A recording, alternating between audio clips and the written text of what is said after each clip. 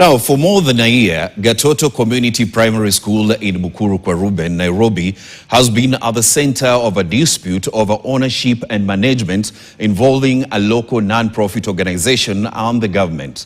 Founded in 1994, the school has served children from low-income families in the Kwaruben slum for decades. However, after it was re-registered as a public school in the late 2024, questions have arisen about who should control the institution.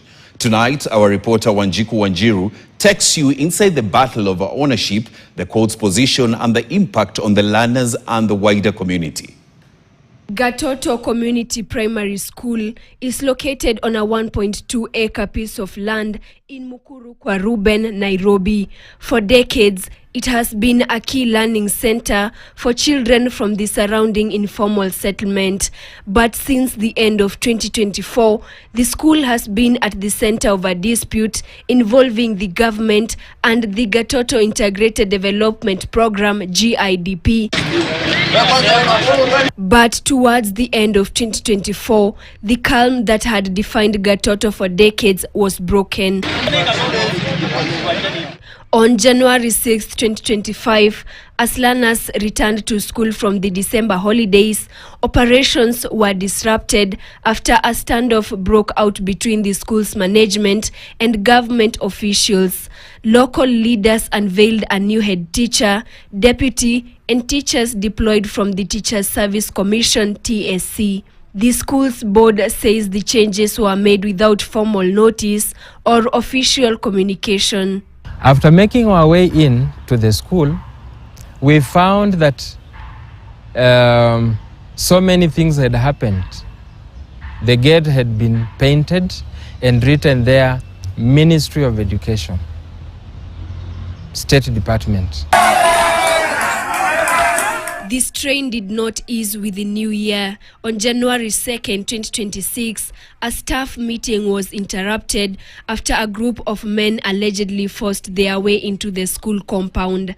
Learning was again disrupted, raising concerns about the safety of learners, teachers and parents. We just saw people enter the staff room. There were very many goons. I think there were just very many. And then they were like, teachers, get out of the staff room. At the center of the dispute lies the question, who rightfully owns and manages the school? The school was established in 1994 as a community-based institution under the Alternative Provision of Basic Education and Training (APBET) framework. It was founded by the late Betty Nyagoha, who died in 2021.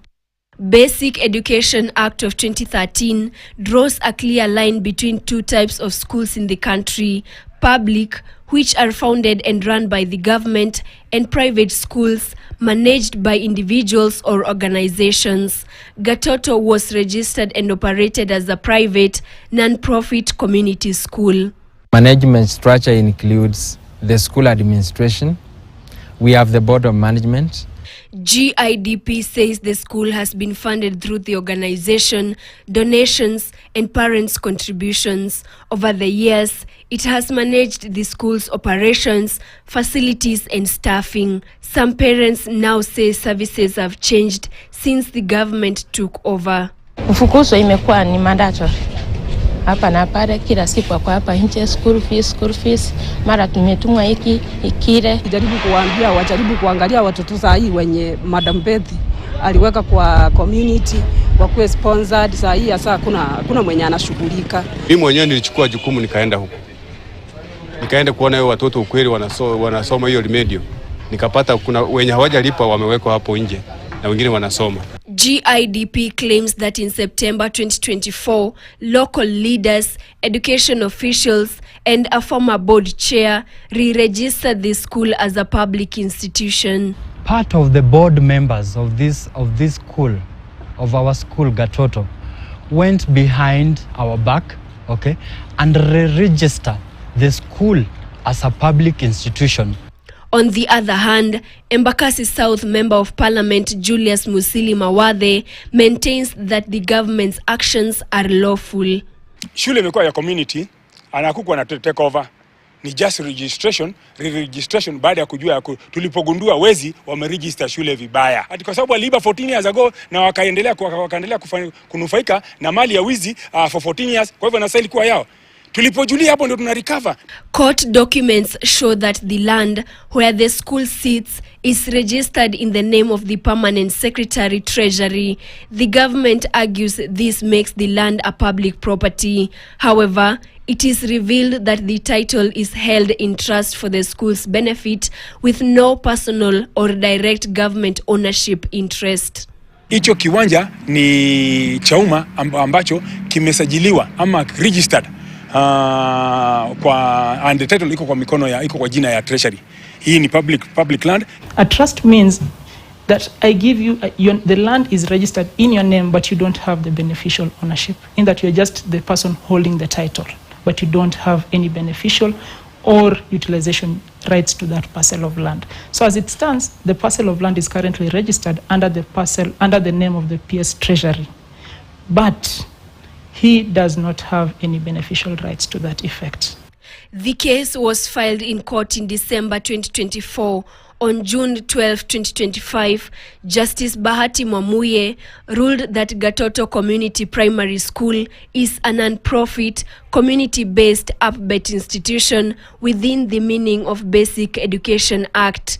The court further declared the school's re-registration and conversion into a public school illegal and unconstitutional, ordering its re-registration as a private, non-profit upbet school. Despite the ruling, the school's management says restoring the institution to its previous status has been difficult, alleging resistance and lack of compliance with court orders.